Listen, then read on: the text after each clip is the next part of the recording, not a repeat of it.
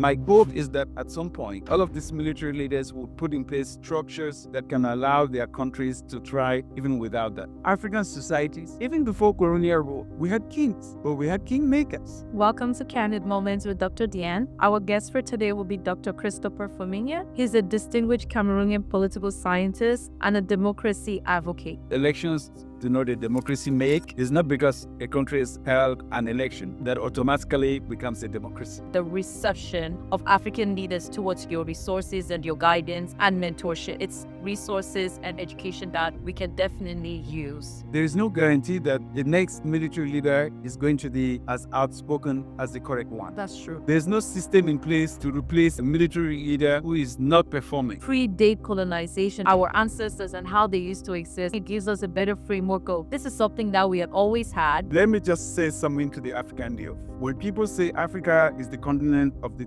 future, it's the continent of the present and the future. Hello, welcome to Candid Moments with Dr. Diane. Our guest for today will be Dr. Christopher Fomunyoh. I'm just going to go ahead and read this beautiful essay I wrote about him. So here we have Dr. Christopher Fomunyoh.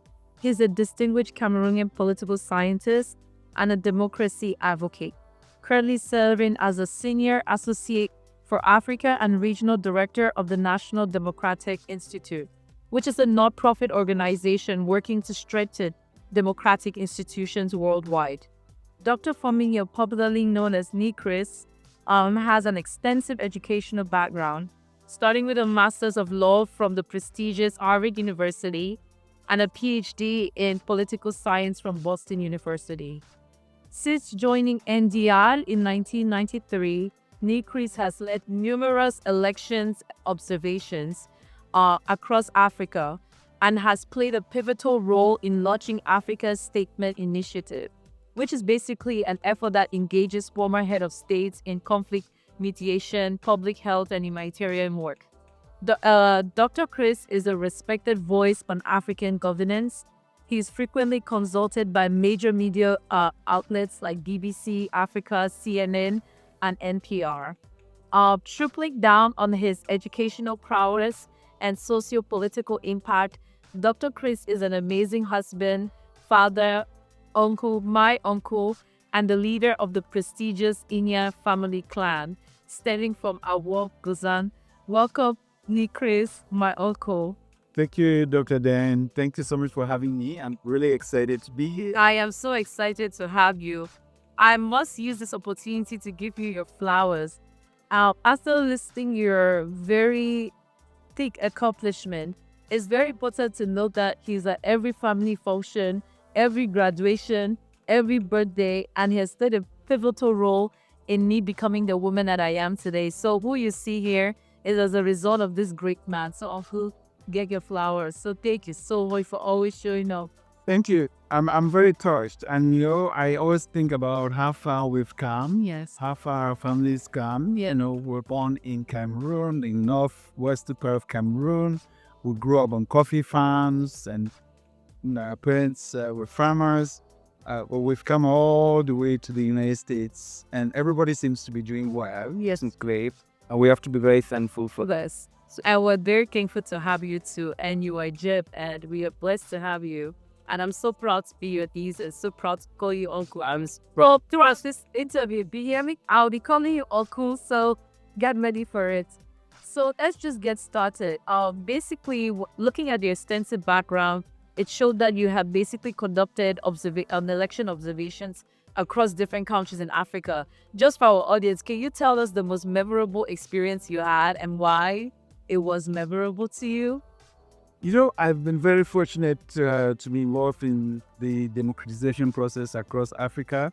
And elections are just one of many other issues or sectors that we work on. Okay. And my first experience with elections in Africa, you wouldn't believe this, but it was in 1992. Elections in Madagascar, the Ethiopia, even in Cameroon in October 1992. And the last one, obviously, was in Senegal in 2024 with legislative elections in Senegal.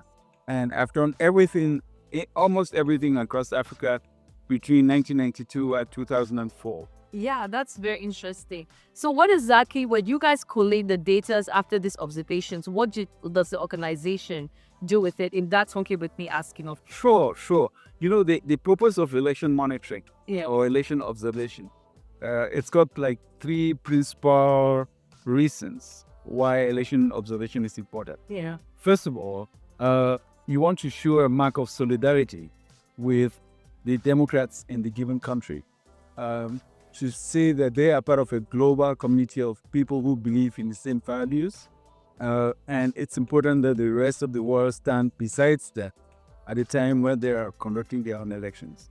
You also want to be in the country to observe what's happening so that you can report accurately on the electoral process.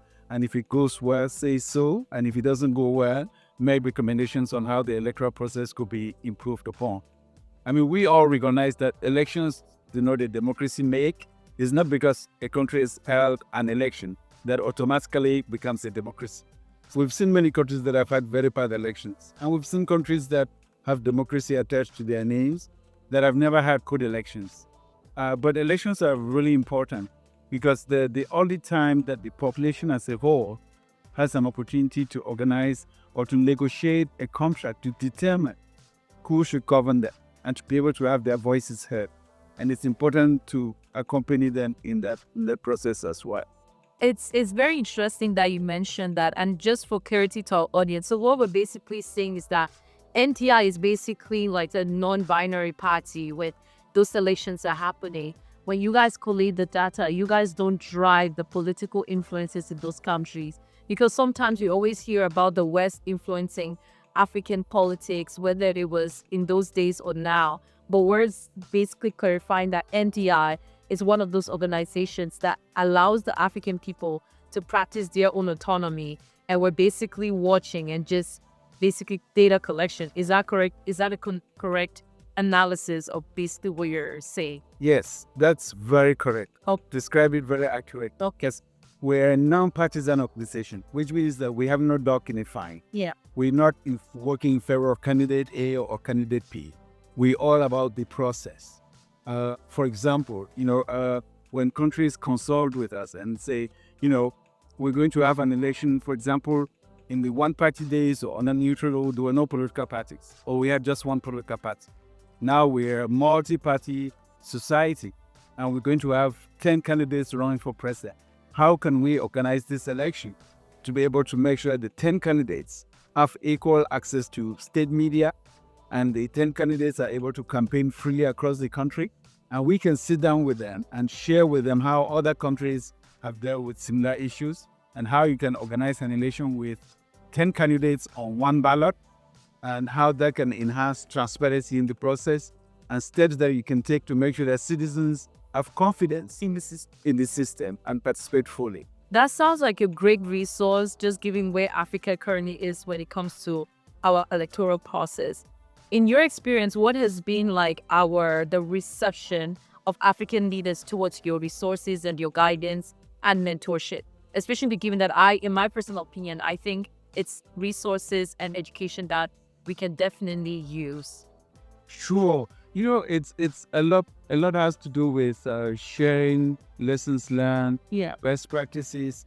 And I always tell people that the conversation about democracy and elections in Africa today is easier to have than it was when I first started with NDI. Okay. Because I brought it across Africa. Yes, we have countries that have organized good elections in which citizens have really participated, in which even ruling parties have lost elections and have accepted the outcomes, in which countries have had peaceful transitions of power. And so there are a lot of examples. And so when you sit down with people in Benin Republic that are taking through elections, and you tell them, Senegal just went through a good election, we can help connect you with the Senegalese, sit in one room and discuss what the Senegalese did to make sure the elections went well. We sit with people in Malawi, can say, Botswana just had an excellent election, and the ruling party lost and accepted the outcome, and the country is going well.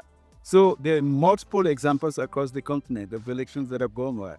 And a lot of the credit has to go to the African people themselves, the populations, the civic organizations. And I can tell when I look back from the time when I first started at NDI and what pertains across Africa now, I am extremely proud of what Africans are doing about their democracy and about their elections.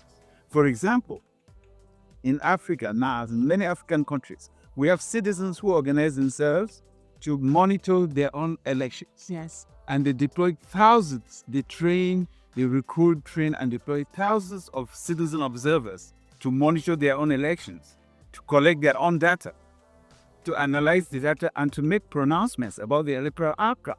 In countries like Nigeria, like Ghana, like South Africa, Malawi, Botswana, you have citizens who can even project the outcome of their own elections and who then watch the election commission to be sure that the election commission announces election results that can be verified and that are a true reflection of what happened on election day. So that makes me extremely proud of those accomplishments by African organizations across the continent. I'm so glad you mentioned that, because sometimes sitting on the framework of things, we think there is no progress happening. But just hearing from you with your extensive and expansive experience, dating 1992 to now, it's nice to have a historical figure like yourself that's basically reminding us of the progress that we have made and encouraging us to basically not give up. Because sometimes we do the right thing, but the outcome is not what we're expecting. But what I'm hearing you say is that the more we keep pushing, change is happening. It's slow, it's steady, but it's definitely happening. So I truly appreciate that that you putting it from that thought process, because sometimes we, as the younger generation, we want it fast and we think it's not happening. So it's nice to hear somebody from 1992 up to 2025 observing those years, telling us that there is in fact change. Change is happening. Change is coming. Don't give up. Stay consistent. Putting in the work, and eventually it's going to materialize into something. Sure. Yeah. And so I recognize that a lot still needs to be done. Yes. And democracy is never really a linear process. And it's important to explain that it's not like a straight line from point A to point B. They're bouncy road. Even in established democracies, you find that countries stumble from time to time with some leadership that's not quite there, and the people have to vote them out, or new leaders. And so democracy is never a linear process. And I recognize that there's still a lot of work to be done. There's still countries where leaders have overstayed their term of office, they've been in power for too long, they're not performing, and the youth are, it case, they want the results, and for good reason. They want jobs, they want better birthday, they want better education for themselves. They see themselves as citizens of the world. Yeah. And they cannot understand why in their weak countries, they don't have the same thing that youth and young people in other parts of the world accomplish. So I recognize that. But I also remember that when I started working at NDI, there were only 4 countries in all of Africa. There were only 4 countries that even accepted the concept that people could form political parties. Wow. There was the Gambia, Senegal, Botswana, and Mauritius. The rest of the continent was either one-party rule or military regimes. But now, look at everybody's accepted pluralism, and people have the freedoms that we didn't have back then. There were no civil societies, organizations involved in election processes, or even in advocacy equal to hold their leaders accountable, or even to lobby their parliaments and ask for reforms. It wasn't happening.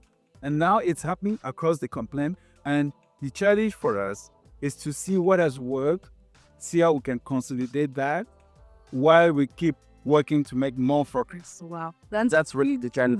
That's great. It's interesting you bring up that point, because I was just about to segment us into Cameroon. All right. And if talk about countries like Cameroon, Equatorial Guinea, the Congo, that have experienced like almost law regimes. I always tell not Cameroonians that the president I've had has been there since my great grandmother. So it's like almost 4 generations seeing that the current president. So how do we, as what is our responsibility towards that democratic process? Because sometimes we give up hope, and then we just saw Cameroon going through the Amazonia crisis, having to segnet. But what is our responsibility towards democracy in your standpoint? Yes, the examples that you cite Cameroon, Equatorial Guinea, Congo, Brazzaville, Uganda. I can add Uganda to that list.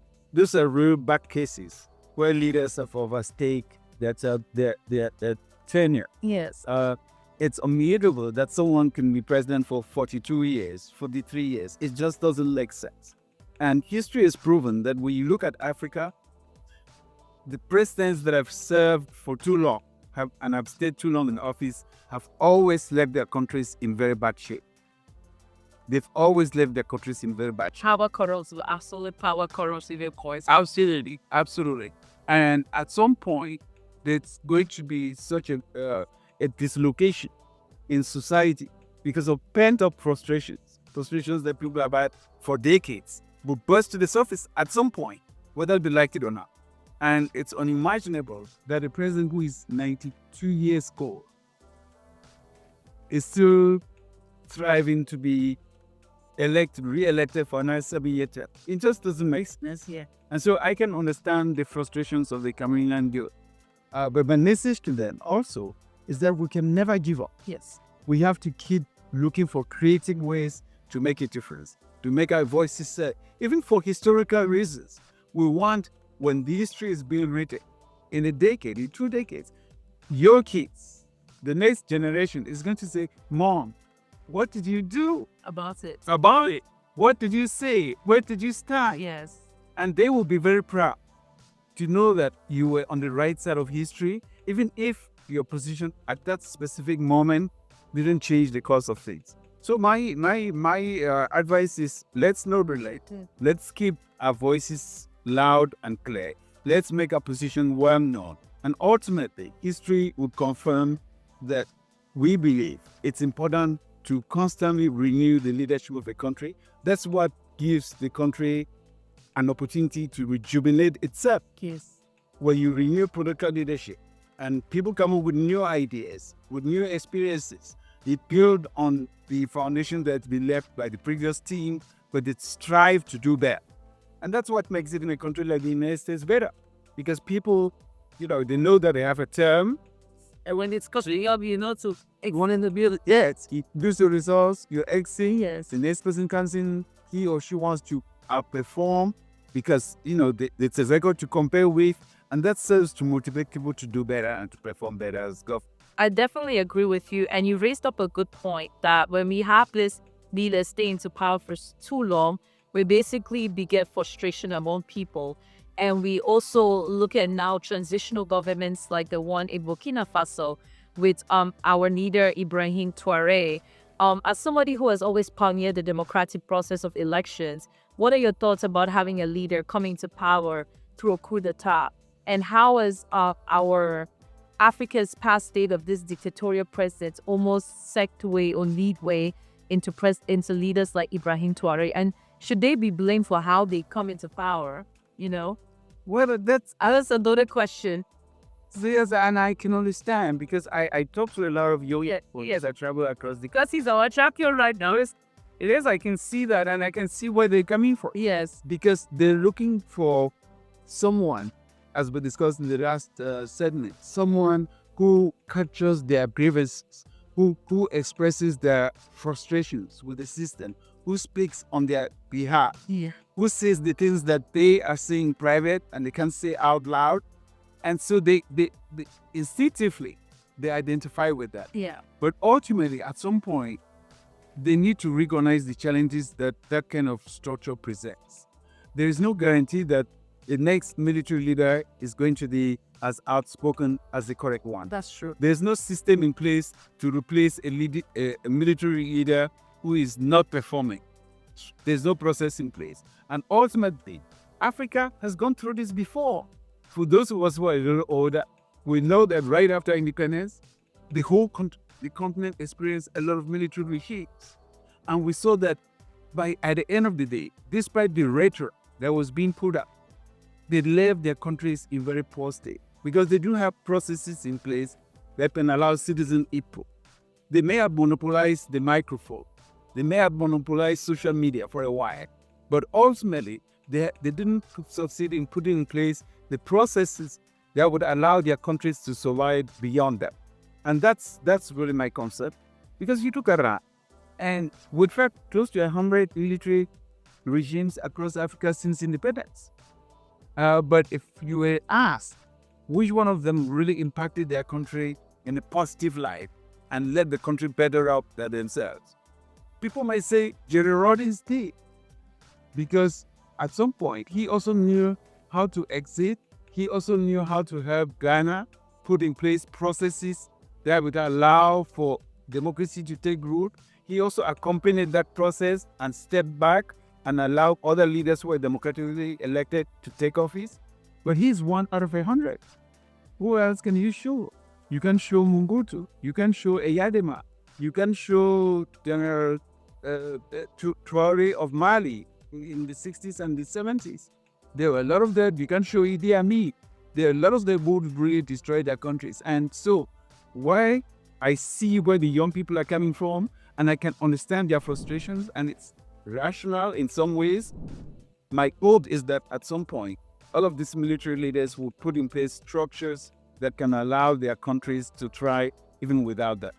That can allow the populations of these countries who are eager for freedom, for liberties, who have entrepreneurial skills, and who want to build, who want to construct their own country, to be able to have voice. So that the system can endure beyond just one individual who may say pleasant things, but ultimately at some point, they're going to have to deliver to the population. Yeah. It's interesting that you mentioned that, because what I hear from you is like the cautionary tale of age and wisdom and living through the years and the experiences from colonization to now. And I think that's where we as Africans, we need to be visionary. While we celebrate the moments now, we always have to prepare ourselves, like, what is the next 5 years, 10 years going to look like? And I think that's where our leadership has failed. And it begs me to bring up the example of Commander Washington during the American Revolution, how after the commanders fought and they won the British government and the British Empire, when they sat down, they automatically wanted to the founding fathers had chosen to make him like the leader. And what he did was he said, no, we want free and democratic elections. And in those free and democratic elections, of course, he won. But I think that's the true test of the leader. It's when the power is presented, you're basically rational and not emotional enough to say that we were fighting for democracy. So let's always make sure that despite having that much power, we still pick up the mantle of that democracy. Because sometimes, again, power can corrupt. And when you have it, you're like, yeah, I have it, but that test is like, when given to you, you still try to do the right thing. That's right. That's right. And George Washington wanted to be another, first powerful Americans at that time. We have said yes. And Africa has had its own George Washington. Yeah. When Nelson Mandela came out of prison in South Africa, Nelson Mandela could have decreed that you'll be president for life in South Africa, and nobody would have opposed it. Nelson Mandela, in his last years, was the most popular human being on the surface of the earth. But he looked at South Africans. He said, first, I would give the country a new constitution that will be inclusive, that will enshrine rights and liberties that will never be taken away from South Africa. And then secondly, he said, I will serve one term.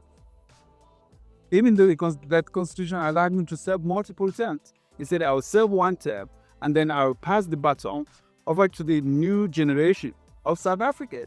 And South African democracy has been stronger for it since Nelson Mandela did that.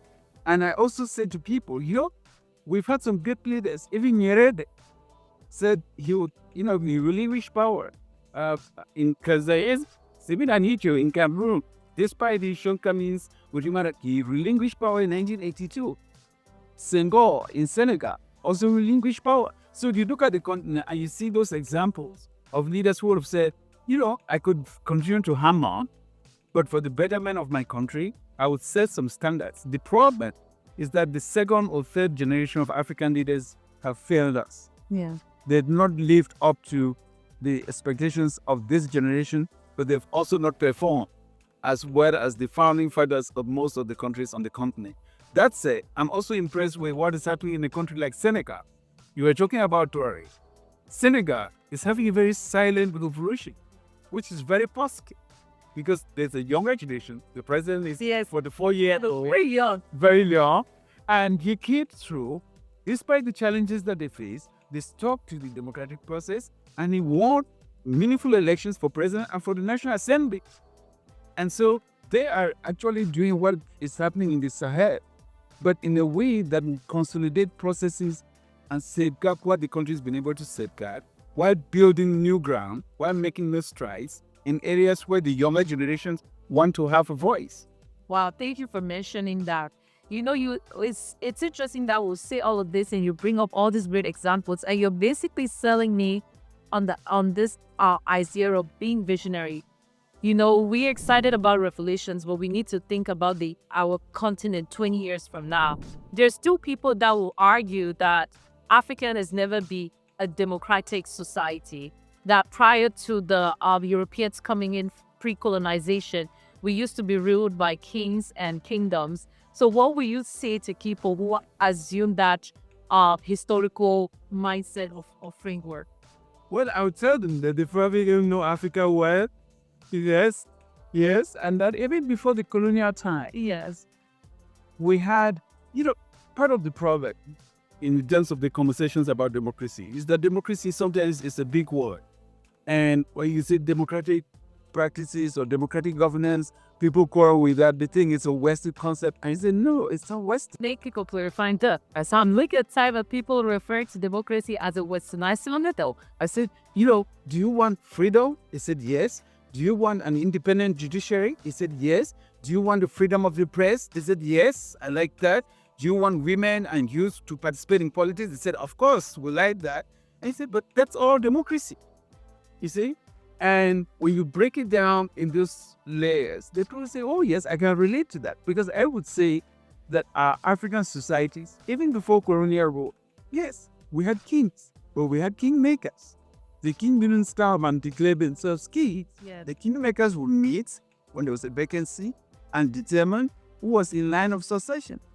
And they will all have consensus about who should be king, or who should be chief, or who should be farm. You had the traditional councils who sat like the judiciary, who adjudicate cases among citizens, and they deal with such fairness that when they rendered judgments in those traditional settings, everybody agreed with it. There was a sense that even the king or the farm or the chief couldn't go beyond certain boundaries. And he went beyond those boundaries. The council could meet and finally or excommunicate the chief or the farm. So we had our norms, we had our practices. We didn't give them the big terms, but when you transpose that to today's world, you go back and say, we had our organizations, we were organized, Yeah. and we believe in certain rights and certain freedoms. We believe even in property rights. For example, you own your piece of land, which you inherited from your father or your grandparents. You had no land title, but everybody knew That was your land. that was your land. Yeah. And nobody would encroach on it, even though you had no land title. You see? So we had our norms, our practices, which I would see, I could transpose them in the language of today's democracy. And I say, our societies, African societies are democratic par excellence. And I'll tell you why. When our grandparents fought for independence, it's because they didn't want a government imposed on them, but they didn't want the colonialists to impose themselves on them. They wanted their rights to determine how they were governed. They wanted their freedoms. They wanted economic prosperity. They wanted to be paid for the goods that were produced from their territories. They don't want all of that going to the colonial capitals. Yeah. That's what they fought for. Yes. How is that different from liberty, from freedom, from voice? It's not. It's not. It's not. When Africans demonstrated in the 90s against one-party states, against military regimes, they were demonstrating for freedom, for liberty. But as South Africans fought against the tripartite regime, and many African countries in the frontline states joined the ANC and other groups in South Africa to fight against apartheid. Even countries as far as Nigeria donated military support and resources. Even countries like Algeria trained the ASP fighters. That's right. What were they fighting against apartheid? Against minority rule. They wanted the rule by the majority. That's democracy. So you look at African history across the board, and you can see Africans have always fought for more liberty, for more rights, and therefore for more democracy. Oh, that's so beautifully said. It's so beautifully said because you gave us a historical context. You empowered us through our history. Because most of the times when such concepts are discussed, it's always from a Western vantage point. So for you to take us back into our history and predate colonization and predate our ancestors and how they used to exist, I think it gives us a better framework of what we're talking about and basically empowers us to know that this is something that we have always had, maybe just termed differently, but it's something that has always lived among us. And what we're fighting for is the good old days, right? It's not something Western, it's not something foreign, but it's the normal. It should be the normal. So I truly appreciated the context in which you answered that question. Yeah, it should be the normal. The challenge that we face is that, these small entities that existed before colonial rule or even during the colonial era have now come together to form nation states. Fair.